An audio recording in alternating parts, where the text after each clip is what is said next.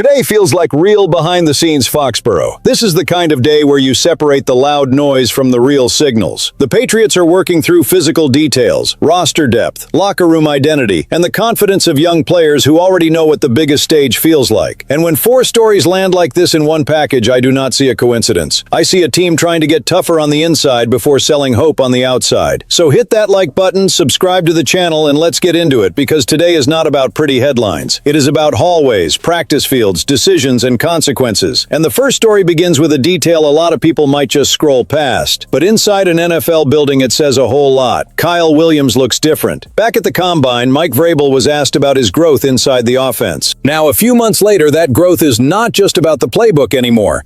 You can see it on his body.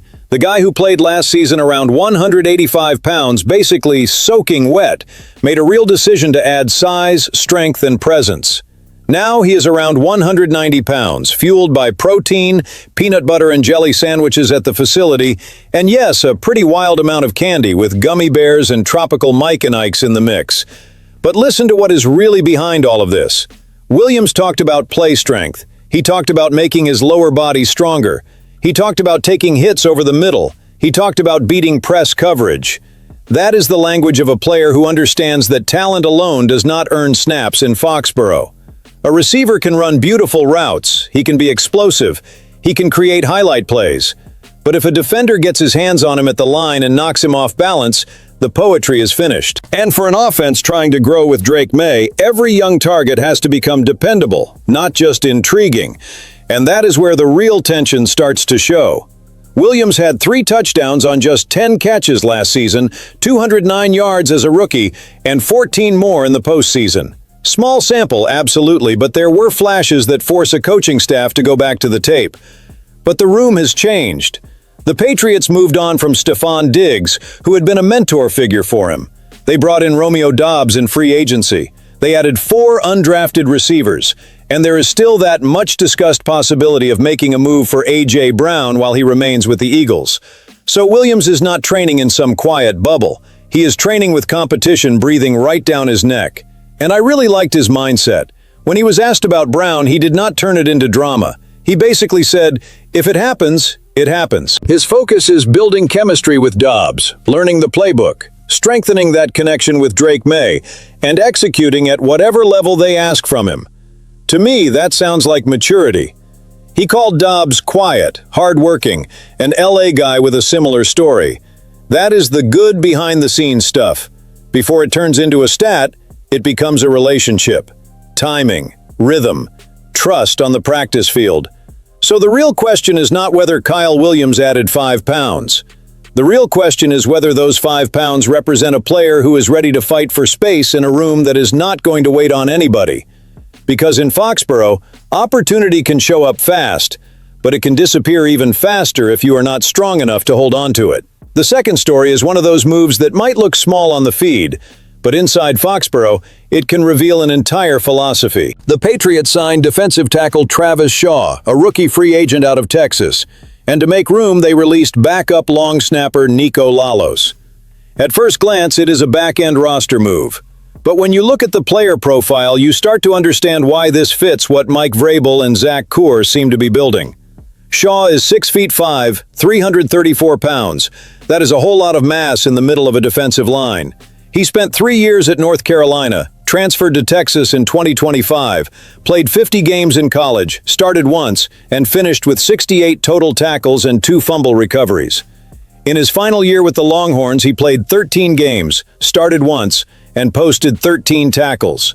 That is not a resume screaming instant starter, but it is also not just some random body being tossed into camp to fill space. And here is the insider angle. New England did not draft a defensive tackle even after losing Khyiris Tonga in free agency. You can read that as confidence in the current depth, but it also opens up a quiet competition for size, rotation, and summer toughness. They had already brought in David Blay Jr. from Miami as an undrafted free agent, and now Shaw joins that group. So no, this was not a draft pick. But there is clearly a search for raw tools, big bodies, and someone who can absorb contact and maybe become real depth. Nico Lalos, on the other side, arrived in March, with a background as a defensive end out of Dartmouth, time with the Giants, time on the Saints practice squad, and even a stop in the XFL. His release shows how ruthless this part of the year really is. Every roster spot is a bet, and every bet tells you something about priorities. Maybe Shaw ends up on the practice squad as a rookie. Maybe that is his immediate ceiling. But the Patriots are not just chasing pretty names. They are testing structure, size, and margin. And for a defense that wants to rush the passer better without breaking its coverage disguises, the work starts exactly where most people do not want to look, in the dirty weight of the trenches. The third story touches a more sensitive part of the roster because Kayshon Boutte has become a constant name in conversations about a possible roster casualty if the Patriots truly push harder in pursuit of A.J. Brown.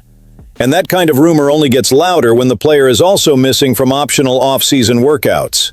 Boutte was one of the few rostered Patriots who did not attend those sessions, and you know how this goes. In New England, silence becomes a read. Absence becomes a debate. Every move starts getting placed on the board like it might be part of something bigger. But on Wednesday, Boutte went on social media and explained where he was. He said he was taking part in a panel about sports gambling and what it does to athletes. And that changes the temperature of the whole conversation, because now we are not just talking about a receiver trying to keep his roster spot. We are talking about a player who has lived this issue up close. He was arrested in Baton Rouge 2 years ago over allegations tied to illegal sports betting while he was at LSU. The charges were eventually dropped, but he has never tried to pretend the issue did not exist. Court documents pointed to nearly 9,000 bets over 13 months, including college football games and some involving LSU. The investigated account stopped betting about a week after he was drafted by the Patriots in the 6th round in 2023. And I want to talk about this as a fan, but also as someone who understands what a locker room means. It is easy to take Boutte's absence and turn everything into cold depth chart talk. Is he gone? Is he staying? Is he part of a package? Does he lose his spot? Is it over? But maybe the strongest part of this story is something different. Boutte wrote in the Players' Tribune about the addiction, about how far it got away from him, and he credited the Patriots for standing by him during the legal process. Now he is helping raise awareness, including work with the Massachusetts Office of Problem Gambling. That does not erase the roster battle. It does not automatically change the football evaluation. But it does show a player trying to turn a difficult part of his story into a warning for other people. On the field, the pressure is still real. If New England really moves toward a name like A.J. Brown, somebody in that wide receiver room is going to feel it. With Romeo Doubs arriving, Kyle Williams trying to grow, young receivers fighting for space, and the offense searching for weapons around Drake Maye, Boutte does not have unlimited margin. His talent has to show up. His presence has to be consistent. The staff has to see trust every single day. But behind the scenes, I look at this situation and see a bigger question for the fan base. Are the Patriots just building a stronger receiver room, or are they also deciding which stories still deserve investment? Drop your thoughts, because this one really does split people. Some fans look only at production. I look at production, context, maturity, and response. And right now, Boutte is trying to answer in more than one arena at the exact same time. And the fourth story closes this run with a word that for a young safety can be almost as valuable as speed: confidence. Craig Woodson spoke after Community Day in Foxborough and admitted that as a rookie, he had swings. When he gave up a play, when something slipped, he felt it mentally. And that is more common than people want to admit. Defensive back is a brutal position. You can read it right. You can align well. You can communicate the coverage. But if one ball goes over your head, everybody sees it. The mistake becomes the replay. The doubt gets inside the helmet. But Woodson also made it clear that last year changed the way he sees himself. His postseason performance, especially in Super Bowl 60, even in the loss to the Seattle Seahawks, gave him internal proof. He can play at a high level against the best. And that kind of validation does not come from motivational talk. It comes from heavy snaps, from a stadium pressing down on you, from an offense testing your patience, from plays where you have to trust your eyes, your feet, and your instincts all at once. The line that stood out to me most was the maturity in what he said. What he did last year was last year, and now he has to prove himself all over again. That is so Patriots. It is not living off memories. It is not asking for lifetime credit because of one strong stretch. It is walking into the building knowing your reputation gets renewed every single day. For a young player, that mindset is gold because it blocks two dangerous things: fear after a mistake and comfort after success. And there is another important behind-the-scenes piece here. Kevin Byard. Woodson knows having a veteran next to him can speed up the game in his mind. He talked about learning to see things better, letting the game slow down, picking up keys and tools once they get on the field. For a safety, that is everything. The difference between arriving late and closing a window can be half a second of processing. The difference between a coverage disguise working or breaking can be one piece of communication before the snap. So when I look at Woodson, I do not just see a young player excited because he played well on a massive stage. I see a piece that can add layers. Confidence with humility. Talent with guidance. The pain of a loss turning into fuel. And if the Patriots' defense wants to become more dangerous, smarter, and harder to read, it needs exactly this kind of quiet growth on the back end. At the end of the day, today's rundown shows a Patriots team being shaped in details that do not show up on a May scoreboard. Kyle Williams trying to get stronger so competition does not swallow him up.